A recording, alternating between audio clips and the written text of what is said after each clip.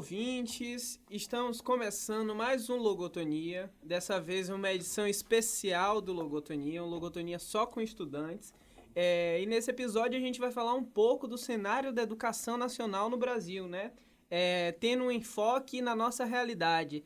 Nós estamos recebendo aqui hoje no nosso programa Natália Godinho, que é estudante da UFSB. Olá, Natália. Olá, tudo bom? Obrigada por me receber. E estamos recebendo aqui também o Arilson Oliveira, que é estudante aqui também da UFSB, né? A gente vai trocar uma ideia aqui hoje sobre a situação da educação no Brasil, né? E mais especificamente sobre a situação da UFSB, que, como vocês ouvintes já devem saber, e se não sabem, vão saber agora, a UFSB foi a Universidade Federal que sofreu o maior corte no orçamento pelo MEC, né? Pelo atual governo federal, pela atual gestão do governo federal. Então vou abrir um espaço aqui para que nossa convidada e nosso convidado se apresentem. A palavra está com vocês. Bom, meu nome é Natália Godinho, eu sou discente do Bacharelado Interdisciplinar em Humanidades aqui da UFSB desde 2017. Atualmente sou coordenadora de diversidade sexual no DCE e representante discente no Consune.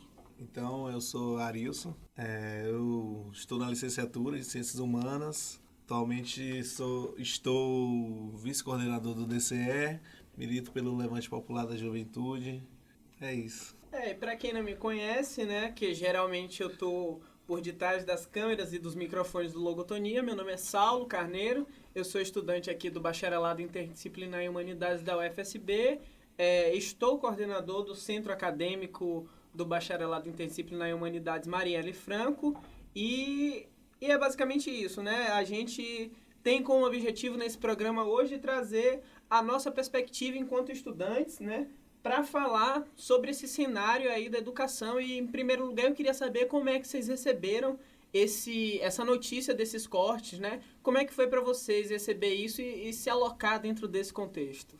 Eu recebi a notícia, eu acordei já com a notícia, né? E como o pessoal que é mais próximo, o pessoal sabe, eu não participo de nenhum coletivo, tipo Levante, etc., mas eu milito na causa dos discentes. E aí, quando eu acordei, eu na verdade, recebi primeiros cortes da UFBA, a notícia dos cortes da UFBA, né, que foram de 30%, com aquela história toda de balbúrdia, etc.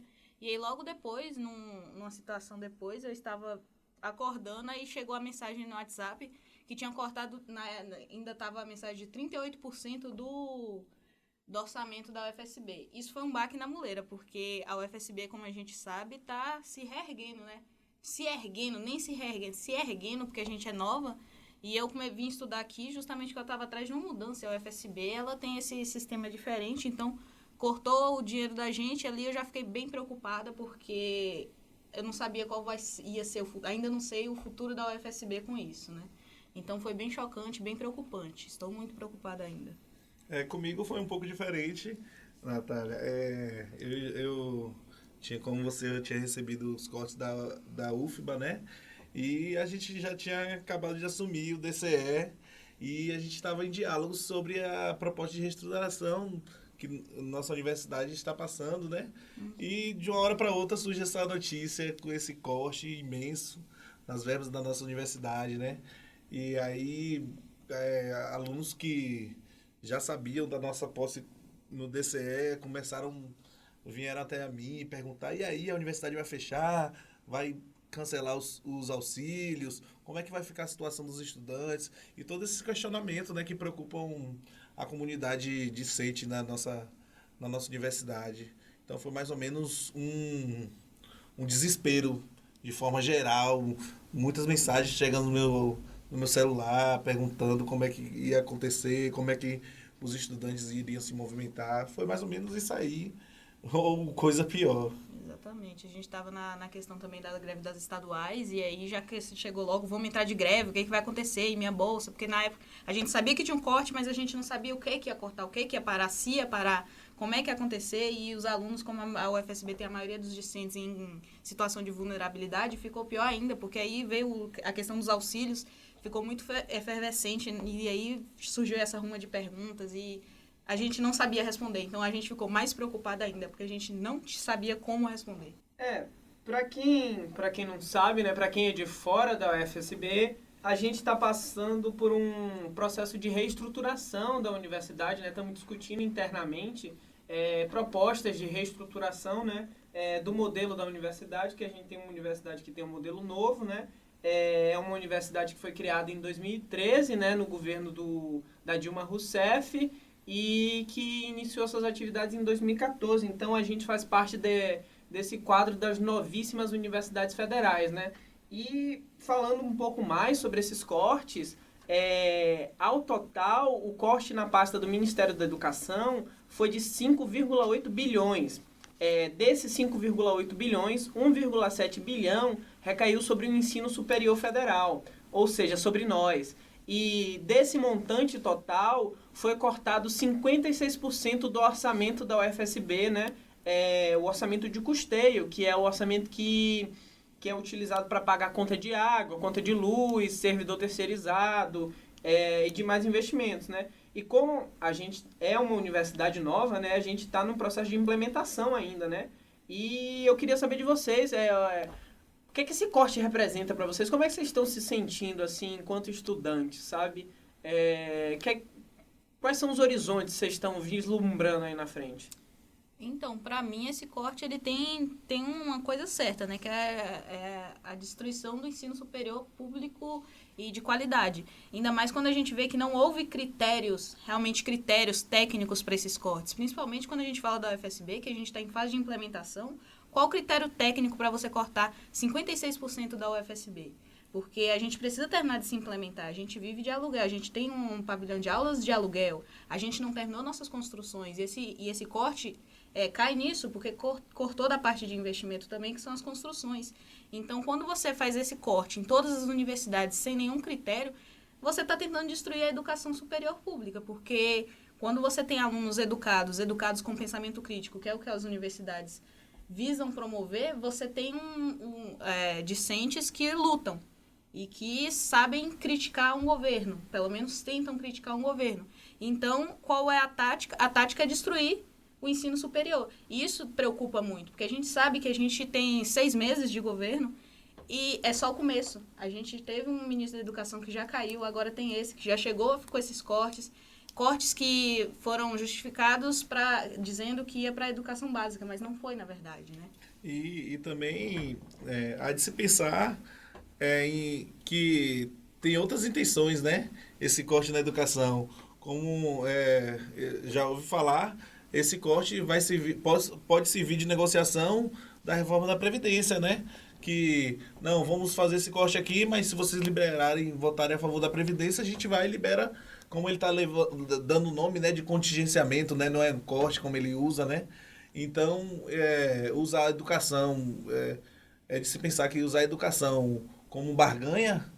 Instrumento de chantagem, né? De chantagem, né? Isso é chantagem. Que um governo desse está pensando. E também quando nós lemos os noticiários e descobrimos que a irmã de Paulo Guedes... presidente da Associação Nacional de Faculdades Privadas. Então, aí... Tem interesse por detrás. Você vê que há um interesse na privatização do ensino, de todos os setores, tanto do que vai do fundamental ao superior, entende?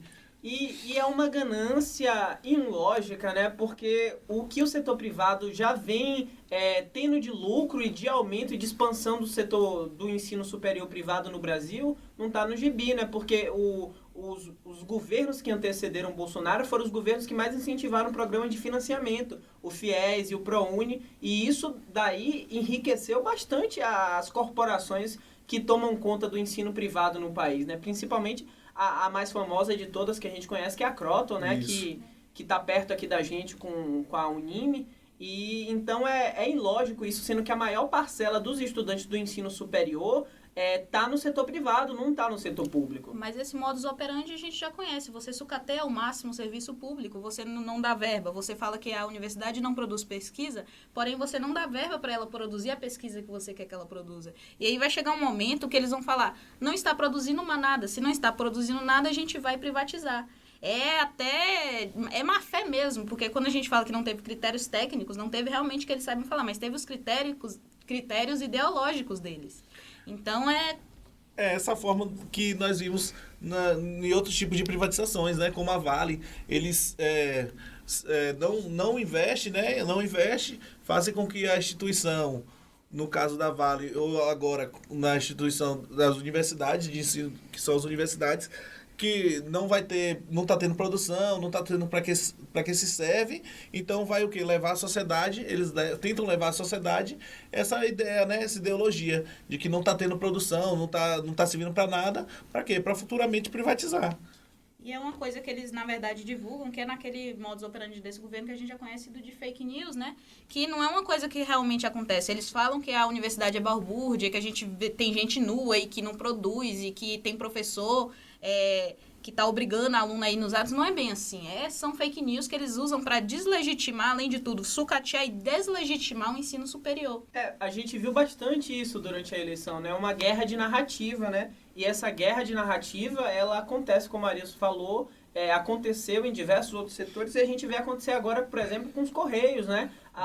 Primeiro você disputa narrativamente e discursivamente a opinião, o senso comum, e através disso você consegue, com o apoio desse senso comum, né, fazer a população, uma grande parcela da população, acreditar na ineficiência daquele ente federativo, seja os Correios, seja a universidade pública, mas é bom lembrar que a universidade pública, ela se sustenta em uma tríade, né, de ensino, pesquisa e extensão. E ensino, em pesquisa e extensão, nós somos excelência. A universidade pública é responsável por 95% da pesquisa científica no Brasil. E pesquisa científica de ponta. Não é qualquer tipo de pesquisa científica. É pesquisa científica que dá sustentação a esse país em todas as áreas. Na saúde, na educação, nas engenharias, no desenvolvimento. Em todos os setores, a universidade está presente. Desde do parafuso que a gente aperta na parede até o livro que a gente lê. Né? Até porque quando você fala de iniciativa privada e você fala de pesquisa na iniciativa privada, a iniciativa privada ela só quer uma coisa, que é o lucro. Então, as suas pesquisas vão ser voltadas para simplesmente uma coisa, lucro. As universidades não têm isso, as universidades federais. Porque a gente pesquisa o que a gente acha necessário. A gente não, porque nós discentes não temos essa autonomia toda de fazer uma pesquisa. A gente trabalha com professores capacitados, muito bem capacitados, que sabem o que a região precisa. A UFSB tem muito disso. Nossa pesquisa é voltada à nossa região. E são coisas que a gente precisa, são pesquisas que parecem que são inúteis, entre aspas, mas não são, porque a região precisa disso. É isso aí. E esses cortes, eles representam o fim do sonho de ascensão social para muitas famílias que viam nos filhos a possibilidade de ter uma velhice mais confortável, né? Quantos dos nossos colegas que vêm de famílias pobres, nós mesmos viemos de famílias pobres, né? Estamos aqui dentro da universidade. Arilson levantou o dedo aqui, né, Arilson? Eu, particularmente, posso falar a minha história, posso contar a minha história. Eu tenho 30 anos, sou pai de 2 filhos, né? Logo depois que eu terminei o ensino médio, eu falei, vou descansar um pouco, e esse descanso durou quase 15 anos. E eu não tinha mais perspectiva de vida, de profissão, de nada. Eu vivia fazendo mototáxi, fazendo bico ali, bico aqui, para tentar cuidar dos meus filhos. Foi aí que apareceu, eu fiz o SISU e passei na universidade. Foi que me deu um novo ar para minha vida, para ter uma profissão, para ter uma qualidade de vida melhor, para poder dar uma qualidade de vida melhor para os meus filhos, entende? Eu sou morador da periferia, e assim, a minha aprovação, quando eu entrei na universidade, foi uma surpresa muito grande para minha família, entende? Uma família que meu pai é semi-analfabeto, minha mãe também, e eu estar nesse lugar hoje representa muita coisa, entende? Uhum. Então, assim, hoje eu consegui estar aqui. Hoje eu estou na Universidade Federal, que é das entidades de educação, é o maior nível, entende? Como a gente conhece na sociedade. E, assim, com esses cortes, o que eu penso? Que será que eu vou conseguir formar? Entende? Será que meu sonho vai conseguir ser realizado? E assim, então hoje eu luto não só para minha formação. Hoje eu luto para que outros Arilsos estejam aqui dentro, entende?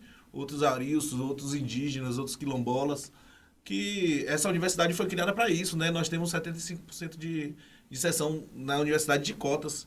Então, hoje a universidade é realidade para muita gente que nunca pôde estar nesses espaços, entende?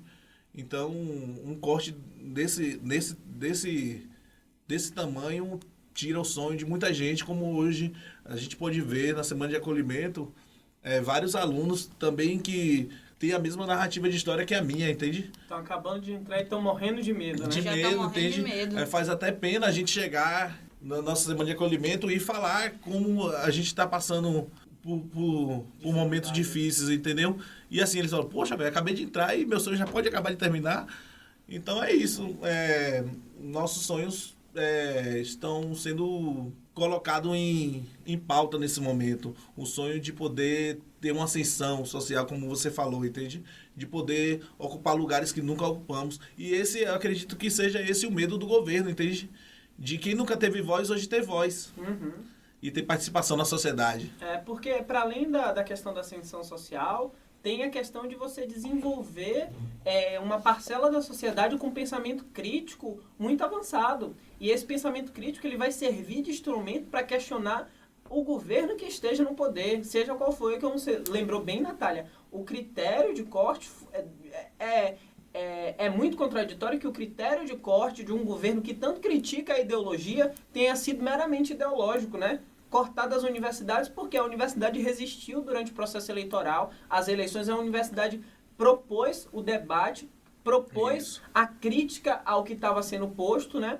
E está sofrendo esse corte que eu particularmente vejo como uma forma de retaliação do governo, né? Corte, nem contingenciamento, é um sequestro de verba. Nossa verba está sequestrada e ela só vai ser liberada se o governo não conseguir passar aqueles planos de destruição do nosso país que eles têm. E aí a gente fica nessa. E o pior, quando a Arilson fala dos alunos novos, isso é pior porque a gente, enquanto representação estudantil, a gente tem que chegar lá na frente e falar com eles que a reitora deu entrevista e que a gente pode fechar em setembro, porque a gente não vai ter verba se não reverter o contingenciamento, o sequestro. Então, isso é mais difícil ainda, que a gente tem que chegar para uma pessoa que está com sonhos à flor da pele, acabou de entrar na universidade, aquelas pessoas que vêm de família que nunca sonhou em ter o ensino superior na família. Pessoas que saem do ensino médio já pensando que vai trabalhar em mercado, em feira, nisso e naquilo. Pessoas que realmente são paupérrimas. E você chega na frente dele e fala, então, a gente provavelmente pode acabar com seus sonhos em setembro porque a gente não vai ter dinheiro. O governo sequestrou nossa verba. E o que a gente faz? Eu queria trazer um dado aqui que eu achei bem interessante, que é da Andifes, né? A Andifes é a Associação Nacional de Reitores das Universidades Federais, e eles fizeram uma pesquisa, um levantamento, eles fazem todo ano, né? A gente respondeu, inclusive, né? O censo da Andifes, e 70,2% dos alunos das universidades federais estão na faixa de renda mensal familiar per capita de até um salário mínimo e meio. Então, esse discurso que está aí fora de que a universidade só tem gente rica e que a gente deveria cobrar mensalidade na universidade, ele não está em consonância com a realidade da própria universidade, porque a grande maioria dos estudantes que estão na universidade estão nessa faixa de renda de até um salário mínimo e meio per capita. Então, na sua grande maioria, são pretos, pobres, pessoas de periferia das classes C e D, né? Então, a universidade está servindo de instrumento de transformação social.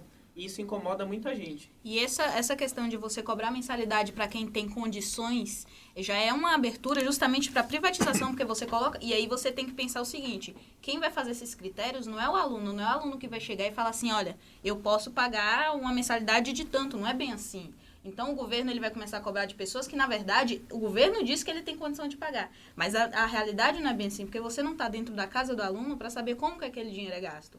Porque você coloca um aluno que tem um salário e meio por pessoa na casa, mas você tem uma pessoa doente, você tem uma pessoa idosa, e aí, como é que vai ser esses critérios? Você começa a implementar uma privatização de baixo aos poucos, na maciota ali, falando, você vende para os alunos pobres que você é doido, o aluno que tem, aquele aluno, seu colega de classe que tem dinheiro, ele devia pagar mensalidade, porque o seu ensino fica melhor. E aí você começa esse processo de alienação das pessoas. Separar para dividir para conquistar, né? Exatamente. Mas então, é isso, né?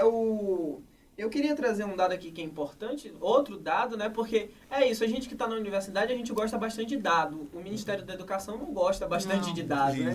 Porque o dinheiro que é investido dentro da universidade, ele traz um retorno para a sociedade, não só um retorno social, mas um retorno econômico para a sociedade. Um estudo realizado pela Universidade Federal de Itajubá, em Minas Gerais, mostrou que a instituição movimenta 189 milhões em todos os setores do município, em Itajubá, em Minas Gerais, e é responsável por 4,6% do PIB da cidade. Agora você pega esse dado e imagina a proporção desses números na nossa região, aqui onde a gente está inserido no sul da Bahia. É uma região que conta só aqui onde a gente está, no Campo Jorge Amado, em Itabuna, com a UESC, com a UFSB e com o IFBA, né? A UESC é a Universidade Estadual de Santa Cruz e o Instituto Federal da Bahia do Campos de Ilhéus. Imagina quanto a gente não movimenta na economia local só com dinheiro aplicado dentro da UFSB. O dinheiro que serve para pagar folha de pagamento de funcionário, o dinheiro que vai para assistência estudantil. Então, economicamente, uma universidade é muito viável, porque praticamente todo o dinheiro retorna para a sociedade. Ela é tão viável quanto você colocar uma empresa na sua região. Muita gente fala, ai gente, tem que colocar uma indústria, uma fábrica, qualquer coisa aqui na região que vai gerar emprego, vai circular dinheiro. A universidade também faz isso, ela gera emprego, ela circula dinheiro. E isso é muito bom para o PIB da cidade. Isso é muito bom para o país. Mas aí, se você tira essa universidade, se a gente fecha em setembro, a gente vai ter técnicos administrativos desempregados ou sem receber salário. Terceirizado sem receber o salário, porque se a universidade não repassa para a empresa com certeza não vai estar repassando para terceirizado. E a gente tem os alunos que a gente passa da parte de funcionários para os discentes, que recebem os auxílios e eles gastam esse auxílio dele na região. Ele aluga uma casa ali, ele faz a feira no mercadinho da esquina, que às vezes é mais barato que fazer no mercado grande. Entende? Ele gasta esse dinheiro dele aqui na região, ele movimenta aqui dentro. E a exemplo disso, a gente pode dar um exemplo local, né? Como a UESC, o Salobrinho, que é o distrito próximo à UESC, que ele é todo o comércio dele, tanto de imobiliário quanto comercial, ele é todo movimentado pelos universitários daquela região. E colocando no exemplo nosso aqui, nós podemos ver, a gente tem outras atividades além das aulas, quando nós estamos sem aulas, os ônibus, os coletivos estão totalmente vazios, entende? Então, assim, A gente dá dinheiro até para os empresários do transporte. Do transporte, né? Então, é possível ver que a universidade, ela gira o comércio, né? Gira o PIB de uma cidade, pode aumentar o PIB, como nós estamos agora em implementação, nossa universidade é nova, mas pense na nossa universidade daqui a mais 5 anos, se nós existirmos daqui a 5 anos, né? Um fato interessante é que a gente está construindo, está tentando terminar de construir, se o governo federal deixar, né, a sede permanente da gente lá na rodovia Jorge Amado. E a UFSB é um dos maiores empregadores da região. Gera diversos empregos indiretos naquela obra. Então, a economia está sendo movimentada o tempo todo pela universidade. Não só na redistribuição de renda através dos auxílios, pagamento de folha, mas na criação de postos de emprego indiretos e diretos, né? A gente tem que entender que não existe nem propaganda de graça, né? Quando você vê uma cidade tipo a Ouro Preto, em Minas Gerais, se vender e a prefeitura fazer toda a propaganda enquanto uma cidade universitária, não é simplesmente porque ela quer divulgar e a universidade está ali porque ela é boazinha e quer mostrar que você pode ir lá estudar nessa universidade. Não é bem isso. Ela quer mostrar que é uma cidade universitária lotada de jovens para gastar o dinheiro, e outra, que dá muito emprego dentro da cidade. Os concursos públicos dão emprego para dentro da cidade. A universidade, ela é um ganho para a cidade. Então, as cidades, elas não fazem essa divulgação de somos uma cidade universitária simplesmente porque a prefeitura preza pela educação. Que a gente sabe que a nossa educação ela já vem sido atacada há muito tempo, né? Não é coisa nova. Mas agora foi muito mais agressivo. Sério, né? Né? Porque eu acho que o Arilson é o mais velho daqui, ele pode falar com maior propriedade, não sei, talvez. Nos governos Fernando Henrique, a gente teve um ataque, um sucateamento da universidade, mas havia uma disfarçatez por a gente ter um presidente que era acadêmico, né, que era sociólogo. Não foi uma coisa tão escancarada, né, de atacar a universidade dessa forma, de dizer que nós promovemos a balbúrdia, né? A gente tem que entender que quando que um aluno que cresceu aqui, porque eu nasci em Itabuna, eu não morava aqui, mas quando eu tinha lá meus 10 anos, quando a gente pensa em mudar de vida, em ascender socialmente, as crianças, elas, da minha época, a gente pensava logo em ser famoso, né? Porque é o jeito mais fácil de ganhar dinheiro. Depois, porque as universidades, elas se multiplicaram de uma forma rápida no Brasil, e aí, depois que a gente começa a ter uma concepção de, cara, eu posso ir para a universidade, que chegar lá eu vou ter um auxílio, chegar lá eu vou ter isso, vou ter aquilo, eu vou conseguir estudar, mesmo com minha família sendo pobre. Quantas pessoas da região daqui de Teixeira, Porto Seguro, Itabuna poderia falar, gente, eu posso cursar uma medicina, sei lá, apesar de todos os pesares, eu posso cursar uma medicina aqui na UFSB, lá na UESC. Eu posso chegar na UESC e cursar ciências sociais. E aí, quem aqui poderia, tipo, alguns anos atrás falar isso?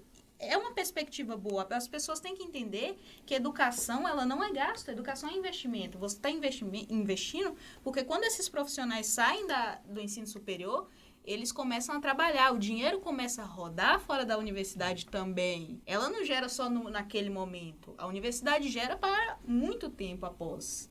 Você falou aí, né, da expansão do ensino superior no Brasil. Entre 2002 e 2014...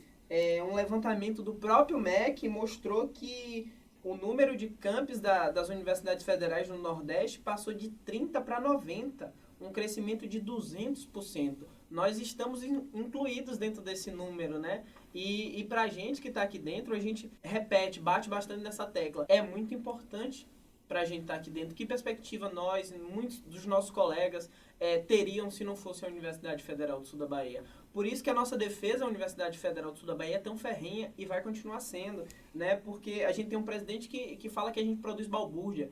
A gente está produzindo balbúrdia não, senhor presidente. A gente está produzindo conhecimento científico. Balbúrdia é mentir dizendo que vai investir na educação básica, quando na verdade congelou 680 milhões nessa área e cortou mais 17% do recurso previsto para a construção e manutenção de creches e pré-escolas. O discurso do atual governo não se sustenta em nenhum aspecto. É um discurso mentiroso, baseado na mentira e nas inverdades. Então é basicamente isso, né? A gente está lutando para defender uma universidade que é nossa e que só traz benefícios. E teve um corte aí, a UFSB teve um corte de 54% de custeio, do orçamento de custeio, que é 17 milhões. Em setembro, a gente não tem água e não tem luz. O ministro já virou pra gente e falou pra gente fazer o quê? Limpar a própria sala, né? Isso é um absurdo, que você espera que os alunos, além de tudo, trabalhem de graça para o governo, né? A gente paga os nossos impostos porque, gente, não é só rico que paga imposto não, viu? Eu queria dizer que o feijão que eu compro na mercearia da esquina tem imposto, tem muito imposto em cima.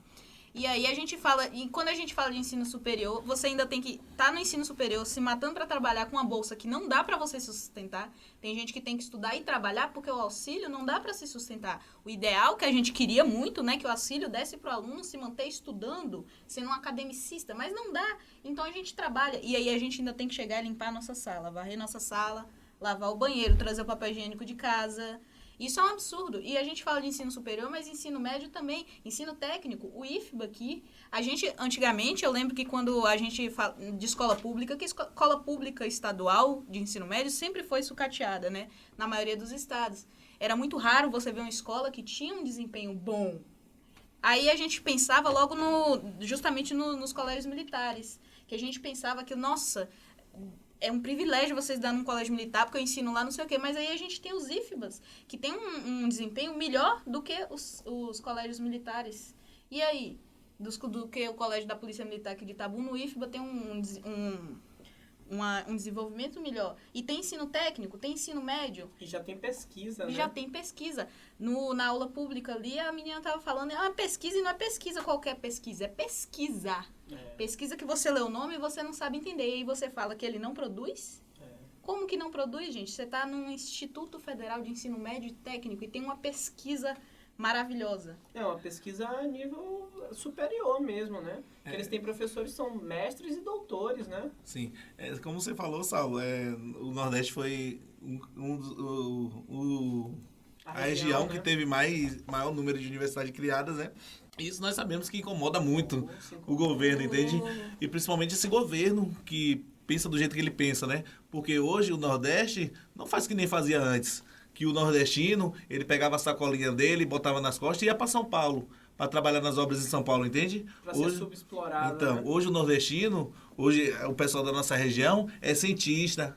Hoje o pessoal da nossa região é juiz, médico, advogado. Então isso incomoda muito a ele. O pessoal da roça não está mais indo para São Paulo para bater concreto. O pessoal da roça está indo se formar. Para trabalhar no Nordeste. Para trabalhar no Nordeste. Essas pesquisas voltadas para o Nordeste, para a região, elas são efetivas sim, porque elas desenvolvem a região de alguma forma. Quando você pesquisa uma forma de plantar cacau, e aí você não atinge só aqueles grandes cacauês, mas você atinge o pessoal dos assentamentos que produzem seu próprio chocolate. Com a sua pesquisa, quando você faz as pesquisas das ciências sociais, que também são importantes, você impede que os nordestinos, que o seu conterrâneo tenha que sair daqui para ir para São Paulo, sofrendo xenofobia e preconceito de todos os lados. E hoje também o que incomoda mais ainda ele é o que nós fazemos na nossa universidade, né? Dando oportunidade para os quilombolas e para os índios, né?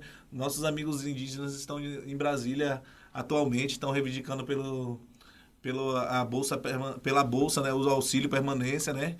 Que está aí para ser cortado. Eles estão lá, sofreram agressões ontem. Antigamente, como eles pensavam em índio, era aquele bicho do mato que não sabia falar, né? Hoje a gente sabe que tem índio professor, índio formado em vários outros segmentos, né? E os quilombolas também, né? Então isso incomoda muito para ele, né? O que mais incomoda é quando ele sabe quanto mais pessoas do Nordeste, quanto mais pessoas que não tinham conhecimento hoje tem, né? Para debater as questões da nossa sociedade. Né, um empoderamento desses grupos minoritários, né, que na verdade não são minoritários, são... A maioria minorizada, né? A maioria minorizada, né, e que esses grupos estão se apoderando, se instrumentalizando do conhecimento científico e da formação técnica oferecida para a universidade para colocar em pauta as questões deles que são invisibilizadas desde sempre, né? E isso incomoda muita gente, incomoda o empresariado, incomoda os grandes setores da elite da sociedade que dominam, né? Então, a universidade, historicamente, né, ela sempre teve esse papel de incomodar mesmo. E não são os primeiros ataques. A universidade é uma instituição milenar que sofre ataques desde quando foi criada. Isso. Incomoda. E você sabe o que é mais preocupante? É que não incomoda o presidente, não é, o fato não incomoda ele, não é que você tem uma formação melhor que a dele, não é isso que preocupa ele. O que preocupa ele é que ele é um homem branco sem muita formação, que tem seus privilégios, mas você, enquanto homem preto pobre e com a sua educação, você consegue questionar os privilégios dele. Isso incomoda ele, porque você pode questionar e os privilégios dele são colocados em xeque. E aí é uma ameaça aos privilégios dele. O que incomoda, não incomoda nem um pouco ele ser burro. O que incomoda não é pode você... chamar o presidente não pode, de burro. não incomoda, o que incomoda ele não é a falta de formação dele, mas você poder questionar os privilégios dele. A falta de competência intelectual para ser melhor, né? Melhor. Porque senão, né, a gente já tá com a faca no pescoço. E aí, se a gente fala assim, porque se a educação superior não é tão importante, por que os ministros mentem tanto nos seus currículos? Não é? Todo mundo quer estudar em Harvard, né? Eu vou colocar lá que eu também quero estudar, então posso colocar lá já Harvard. Todo mundo quer estudar em Harvard, todo mundo quer ter doutorado, né? Mas ninguém quer fazer doutorado, de verdade. Ninguém quer fazer prova pra passar em Harvard. Mentir no currículo é fácil, agora vir tentar passar na seleção de doutorado, que é o difícil, né? Outra coisa interessante é dizer que na universidade só tem maconheiro, né? Se só tem maconheiro na universidade, vamos liberar maconha logo, né? Porque essa erva é a erva da sabedoria. Você fuma e fica inteligente. Porque se você fala que na universidade é um espaço de balbúrdia, que só tem drogado, só tem isso, só tem aquilo, que na verdade eles não estudam, etc. E aí você quer me falar, então, que das duas, ou o Enem é falho, porque o seu filho que estudou em escola pública, escola particular a vida toda, perdeu a vaga pra mim, ou você fala que o Enem é falho, ou você fala que isso não é bem assim, né? Que seu filho só perdeu a vaga porque ele não tem a capacidade de concorrer com um drogado. E aí, como é que a gente fica nisso? Eles não sabem responder. A situação é um pouco complicada, tá bastante complicada. A gente tá gravando esse Logotonia, o Arilson datou aí um fato, né, que foi a repressão sofrida pelos estudantes indígenas que estão lá em Brasília, né, e alguns foram agredidos com spray de pimenta. A gente tá gravando esse Logotonia numa quarta-feira, hoje é 5 de junho, né, muito em breve a gente vai ter aí no dia 14 uma manifestação, né, contra a reforma da Previdência, que também nos afeta, né, nós somos a geração... Se a gente for fazer um anacronismo e fazer um paralelo histórico com o Chile, né, nós somos a geração que não tinha se aposentado ainda quando a reforma da Previdência estava sendo aprovada no Chile e que hoje está se matando, que hoje é idoso, que são idosos e idosas e que hoje estão se matando porque não tem dinheiro para comer nem para comprar remédio, né? E a gente não quer muito ficar nessa situação não, né? Eu, pelo menos, não quero ter que decidir entre comprar remédio e comprar comida. Então, no dia 14, o pessoal vai para a rua para defender a previdência pública, né? E para defender também a educação pública, né? Porque são questões que estão ligadas, né?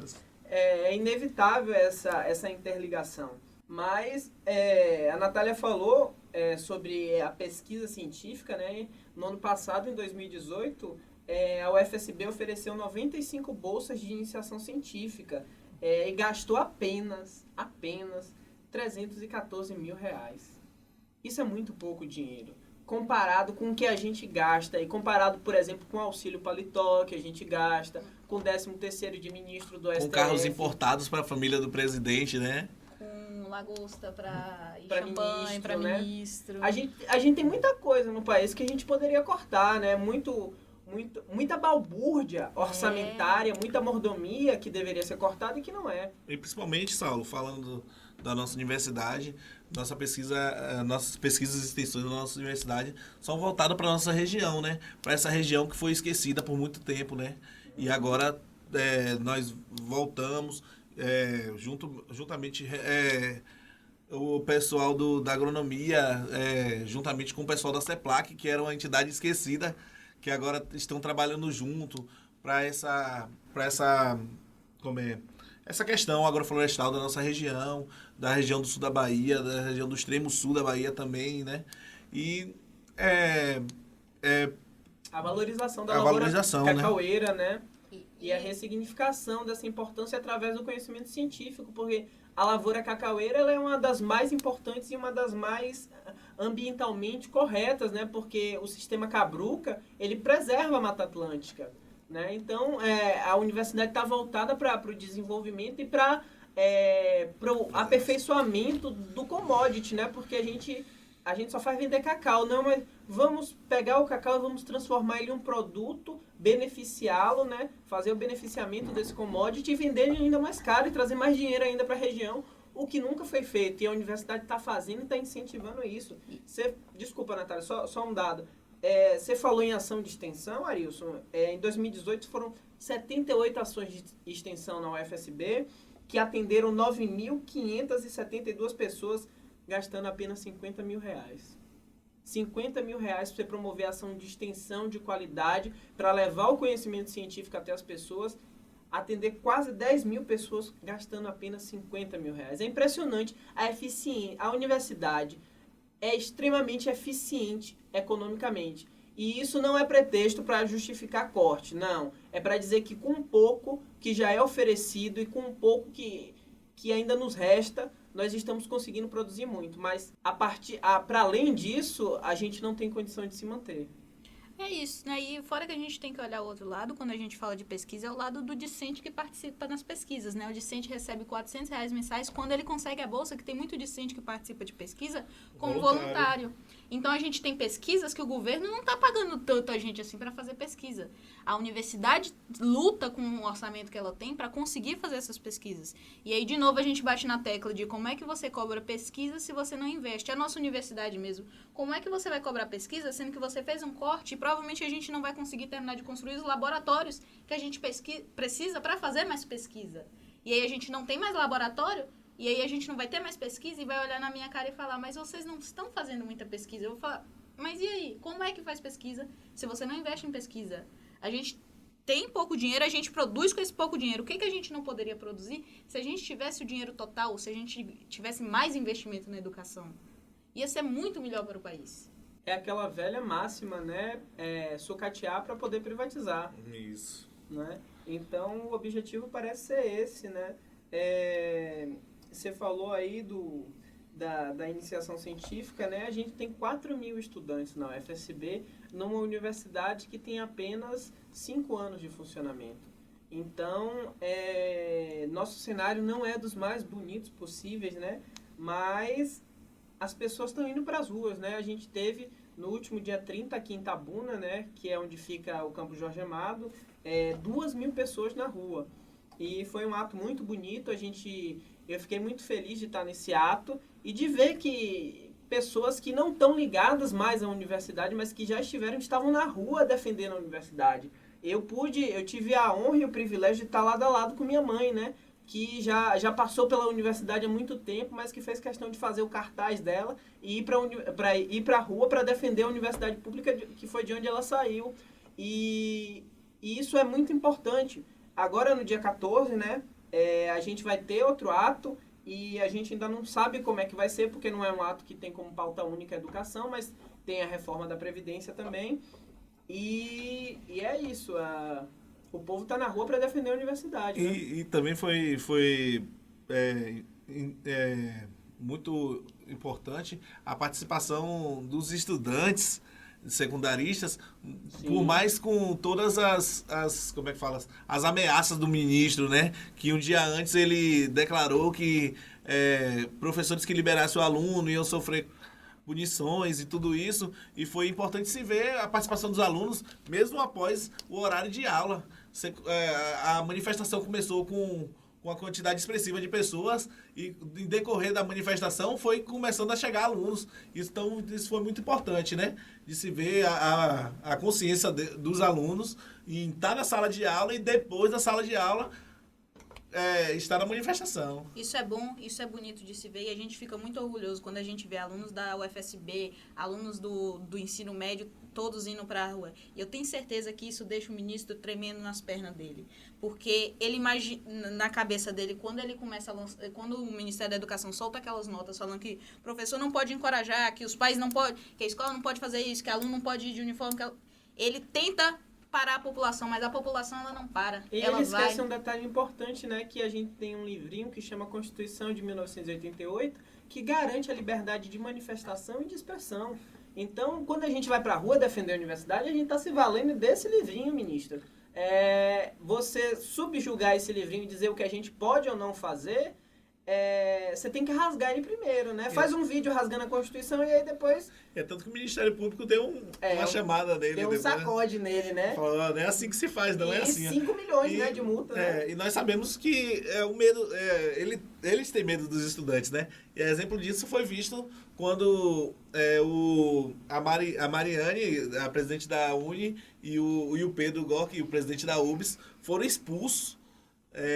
Foram convidados para estar naquele local, terem lugar de fala, e foram expulsos por ele. Expulsos e agredidos, né? Então a gente vê o tamanho do medo que ele tem dos estudantes. Sim. Entende? Meu avô, eu vou fazer meu avô, meu finado avô, que Deus tenha, ele já falava, né? Que, eu só não quero confusão com a classe. Aí a gente falava, por quê, vô? Ele falou, com os estudantes. Porque os estudantes atacam em bando e nunca desistem, nunca param de atacar. Então a gente vê a preocupação dele. Meu avô antigamente, em tempos atrás, ele já falava isso, e a gente hoje vê que isso é verdade, o tanto que o ministro da Educação tem medo dos estudantes. Isso é preocupante, né? Um ministro da Educação que você tem que lembrar um ministro da Educação do seu país sobre a Constituição. E sobre a importância da educação, né? E sobre a importância, para o seu ministro da Educação, sobre a importância da educação, e ele fazer vídeos com um guarda-chuvinha lá, dançando. Gente, isso, além de absurdo, é preocupante, porque a gente não sabe onde vai. E o pior é que isso não é só em um ministério. Isso se replica nos outros. Parece que é um governo de loucos. Eu posso chamar de loucos? A gente não pode, né? A gente está vivendo, né? O Adam Curtis, a gente teve uma logotonia sobre isso, né? Sobre hipernormalização da realidade. O Adam Curtis, ele fala disso no documentário dele, que o fascismo está sendo hipernormalizado pela sociedade, a violência está sendo hipernormalizada. O que não deve ser hipernormalizado está sendo hipernormalizado. A gente está vendo chacinas acontecer em presídios que são hipernormalizadas pela sociedade, porque quem morre é a parcela da sociedade que está mais vulnerabilizada, né? E você falou nos estudantes, se os estudantes são a vanguarda da sociedade, os estudantes secundaristas são mais vanguarda ainda, né? A gente tem muito a aprender com os estudantes secundaristas. Em 2016, durante as ocupações, os estudantes secundaristas foram fundamentais, eles que puxaram as ocupações, que mantiveram a toque de piquete, aquelas ocupações, principalmente em São Paulo, né? e serviram de exemplo pra gente. Aqui em Itabuna a gente teve o CEP, né? Que foi ocupado brilhantemente pelos estudantes secundaristas. E a gente também tem os colegas do IFBA, né? O IFBA Ilhéus, que estão sofrendo esses ataques tanto quanto a gente, e estão na rua, estão defendendo o IFBA e estão juntos. E é bonito de ver como essas pessoas que ainda não entraram no ensino superior estão indo para a rua defender o que vai ser delas, né? O ensino superior, o que é delas, na verdade, né? Porque o ensino superior público não é só meu, nem de nenhum de vocês dois que está aqui dentro, é de todo mundo, porque ele serve a todo mundo, né? Ele é isso, é das gerações futuras. Isso é bom de ver, isso é bom de ver. Foi bom sentar numa aula pública na praça ali na Beira Rio, e do meu lado tinha uma menina que ela é do 2º ano do IFBA. A Fernanda, né? A Fernanda, e fala muito bem. A gente tem mania de, quando a gente entra no ensino superior, a gente fica deslumbrado e a gente acha que o conhecimento está com a gente, né? E que o pessoal do ensino médio, eles não têm capacidade crítica, mas tem muita.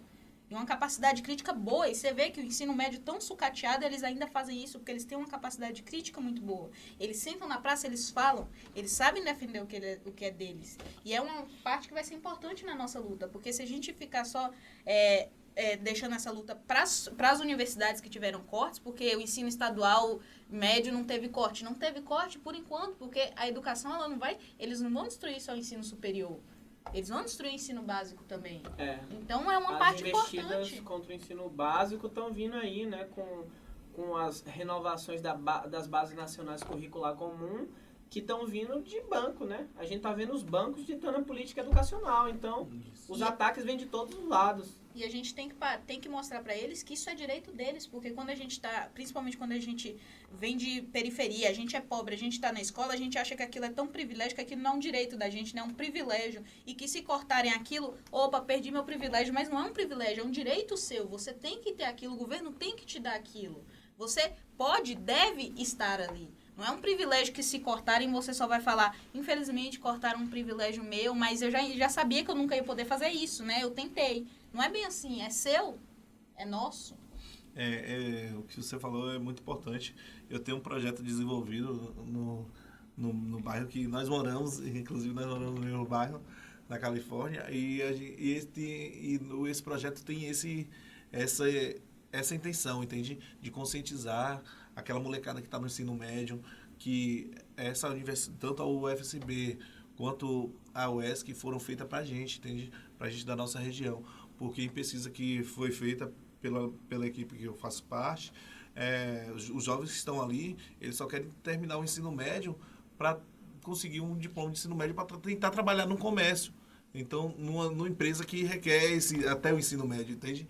Aí, esse projeto da gente que nós fazemos essa triagem, essa conversa, esse diálogo com os jovens, para que eles possam estar ocupando esses lugares que foram feitos para eles, entende? Que é os lugares das nossas universidades. E aí a gente faz uma triagem, um acompanhamento, uma inscrição no Enem. Nós ajudamos a fazer essas inscrições, acompanhamos na prova. Infelizmente não temos capacidade ainda, mas é um projeto futuro que a gente possa disponibilizar um curso pré-vestibular, né? Pré-ENEM. A gente tá na licenciatura, né, Arilson? A gente vê que os estudantes que estão no ensino público, no ensino médio, eles não têm nem perspectiva de fazer um Enem, porque a realidade social e econômica é tão dura com eles que esse é um horizonte tão distante. Isso e pra mesmo. gente que está aqui dentro, pra gente que já adentrou, a gente tem que estar reafirmando esse tempo todo, é possível, vamos que é possível. E aí temos, a UFSB tem esse projeto que é desenvolvido pela Universidade de Sociedade, né? Que é um componente da gente que vai às escolas públicas, né? Informar como é a universidade, que a universidade é um lugar Isso é bom até pra gente mesmo, sabe? Porque dá um choque na gente, pra gente entender que enquanto discentes de ensino superior, a gente tem que tentar fazer ao máximo também pela nossa comunidade. Se tem um tempinho de visitar uma escola na época de Enem, levar seu notebook ali, se a escola tiver internet, para você fazer uma inscrição, ajuda a sua comunidade, porque a gente chega nas escolas, é diferente quando você está na sua bolha e quando você tem contato direto com a realidade, né? E aí a gente está acostumado, por exemplo, eu estudei no internato, no ensino médio, eu consegui uma vaga no internato.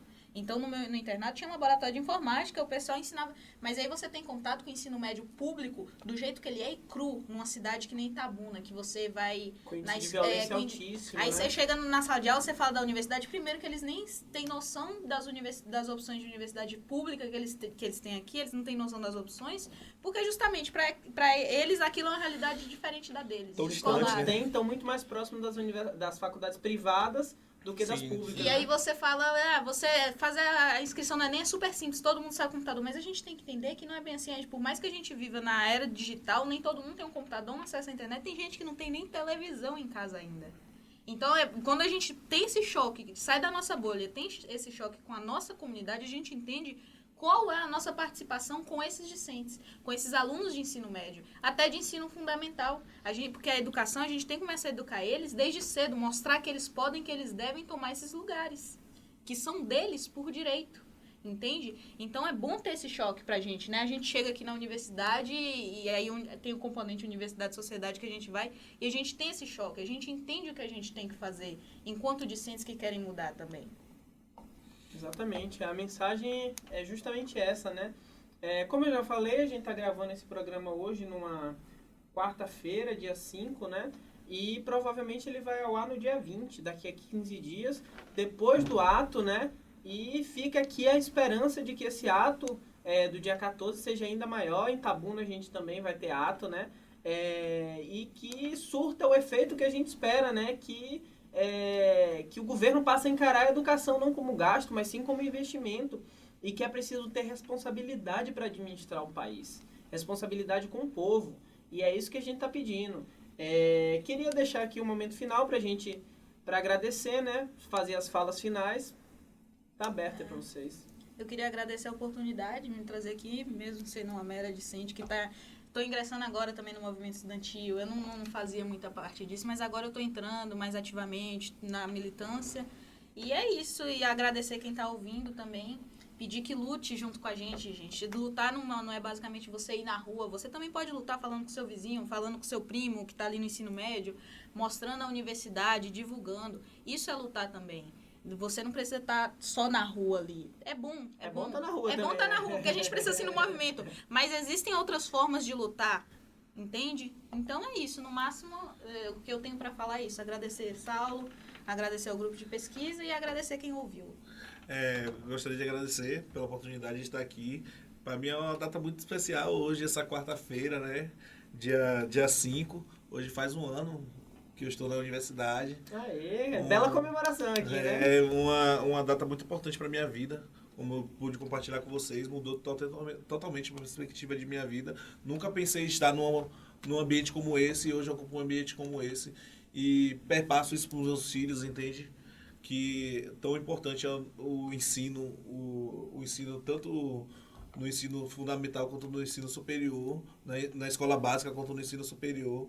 E é importante, como a Natália falou, que nossos colegas que estão ouvindo, estão nos ouvindo agora, possam passar, que não tem gente que não gosta, que não esteja na rua, que passe para o companheiro do lado, que passe para um parente, o que é feito na universidade, entende? Que a gente possa mudar esse pensamento que o governo tenta imacular na mente das pessoas. Imacular na mente das pessoas.